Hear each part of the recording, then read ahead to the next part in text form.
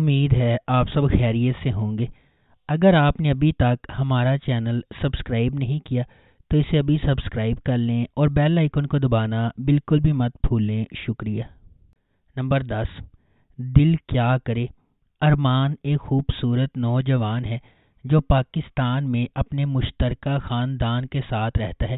وہ ہمیشہ اپنی بچپن کی بہترین دوست ایمن سے محبت کرتا رہا ہے جو امریکہ میں رہتی ہے۔ ارمان اور ایمن کی سالگرہ ایک ہی ہے اور وہ 12 سال کی عمر میں رخصت ہونے کے بعد سے ہر سال اسے دینے کے لیے تحائف جمع کرتا ہے۔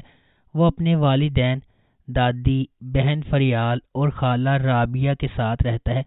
ارمان کا ایک بہترین دوست سعدی بھی ہے جسے وہ ایک بھائی کی طرح محبت کرتا ہے اور جس کے والدین رضا اور طلعت کو وہ اپنا بابا اور ماما سمجھتا ہے۔ جب ایمان بالآخر امریکہ سے آتی ہے تو جلد ہی اس کے والدین کا انتقال ہو جاتا ہے، جس کی وجہ سے ارمان کی بہن فریال کی شادی تہمات کی وجہ سے ٹوٹ جاتی ہے، جس سے اس کی ماں ناراض ہوتی ہے۔ ارمان ایمن کے لیے ایک سپورٹ سسٹم کے طور پر کام کرتا ہے اور اس کے سامنے اپنے جذبات کا اعتراف کرنے کا ارادہ رکھتا ہے، لیکن جلد ہی اسے پتہ چلا کہ ایمان اور سعدی امریکہ میں یونیورسٹی کے دنوں سے ہی ایک دوسرے کے پیار میں ہیں، جس کی وجہ سے وہ اس کے لیے اپنے جذبات کو گھیرے ہوئے ہے۔ ارمان کی ماں رمیسا ایک خود غرض اور گھٹیا عورت ہے جو ایمن پر اپنی بیٹی کی شادی ٹوٹنے اور بیٹے کی زندگی برباد کرنے کا الزام لگاتی ہے۔ وہ ایمن کے ساتھ بدتمیزی کرتی ہے جس کی وجہ سے ارمان اس سے تلخ ہو جاتا ہے۔ نمبر 9، میرا نام یوسف ہے۔ یہ کہانی یوسف اور زلیخا کے درمیان محبت کی کہانی ہے۔ کراچی جانے والی ٹرین میں یوسف زلیخا کو دیکھتا ہے اور اس کی طرف اس کی خوبصورتی کی وجہ سے نہیں بلکہ اس کے نام کی وجہ سے متوجہ ہوتا ہے۔ یوسف ایک میوزیشین ہے جو گانے بناتا ہے اور میوزک بجاتا ہے، جبکہ دوسری طرف زلیخا ایک مولانا کی بیٹی ہے اور اس کی ایک چھوٹی بہن اور ایک بڑا بھائی ہے۔ اسٹیشن پر یوسف نے اس سے اس کا نام پوچھا لیکن اس نے انکار کر دیا کہ وہ زلیخا ہے کیونکہ یوسف ایک اجنبی ہے۔ بعد میں یوسف کا داجی نام کا ایک دوست ہے جس کے ساتھ وہ میوزک بناتا ہے، اور داجی کی ایک بہن ہے جس کا نام مدیحہ ہے جو یوسف سے محبت کرتی ہے لیکن اپنے جذبات کا اظہار نہیں کرتی۔ کسی طرح یوسف جانتا ہے کہ مدیحہ اس کی طرف متوجہ ہے لیکن وہ یہ رشتہ نہیں چاہتا کیونکہ وہ اس کے بہترین دوست کی بہن ہے۔ نمبر 8، دل لگی۔ دل لگی موہت اور انمول کی رومانوی کہانی ہے۔ یہ اندرون سندھ میں سکھر کی تنگ گلیوں میں قائم ہے جہاں انمول اپنی ماں اور چھوٹی بہن مشال انصاری کے ساتھ سادہ زندگی گزارتی ہے۔ ان کی موت سے پہلے انمول کے والد نے مقامی ساہوکار کفایت علی کا قرض ادا کر دیا تھا اور وہ اپنے گھر کو بطور حفاظتی استعمال کرتے ہوئے ادا کر چکا تھا، لیکن انمول کی والدہ کے پاس قرض کی ادائیگی کا کوئی ثبوت نہیں ہے، اس لیے وہ دھوکہ دہی کا آسان نشانہ بن جاتی ہے۔ کفایت علی انمول کے خاندان کو بے دخل کرنے کے لیے موہت سے منگنی کرتا ہے جو ریئل اسٹیٹ میں مہارت رکھتا ہے اور تھوڑی سی غنڈہ گردی سے منسلک ہے۔ موہت اور انمول کے درمیان تصادم اس کہانی کی بنیاد ہے۔ نمبر 7، پیارے افضل۔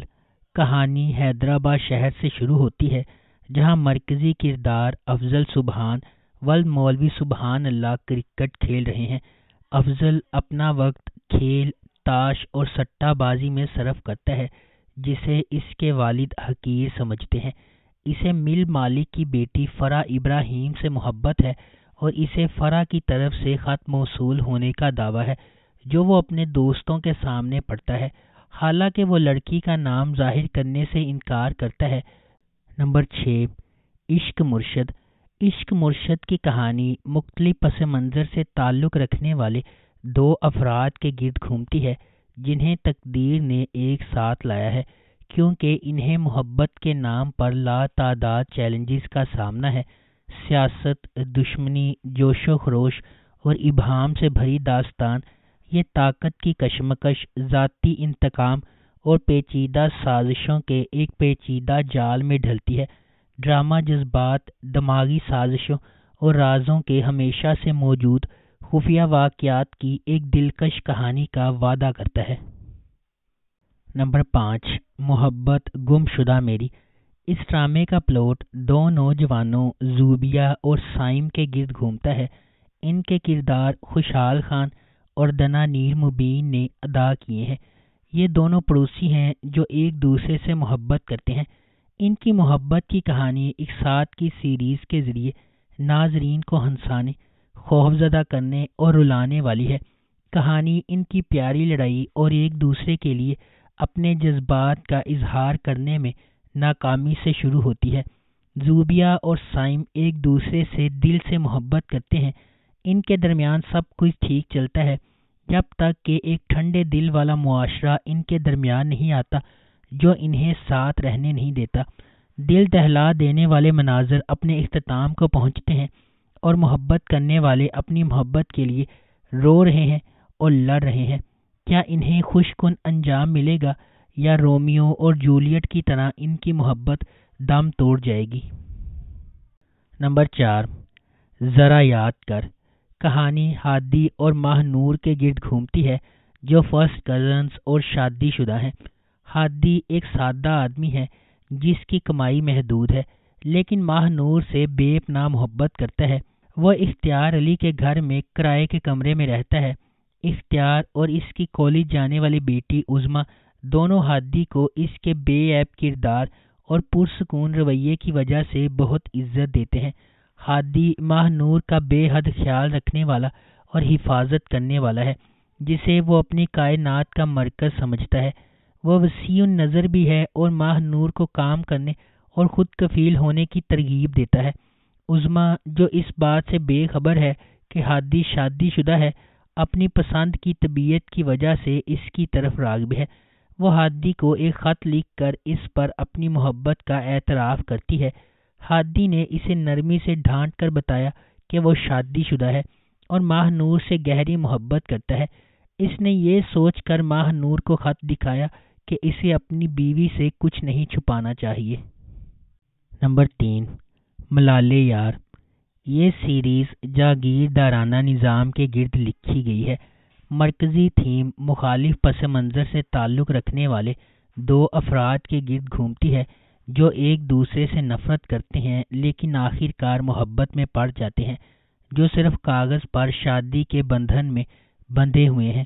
اس ڈرامے کی مرکزی کاسٹ میں مرزا زین بیگ، عزیکا ڈینیل، زینب شبیر، حمزہ فردوس اور جہاں زیب گورچانی شامل ہیں۔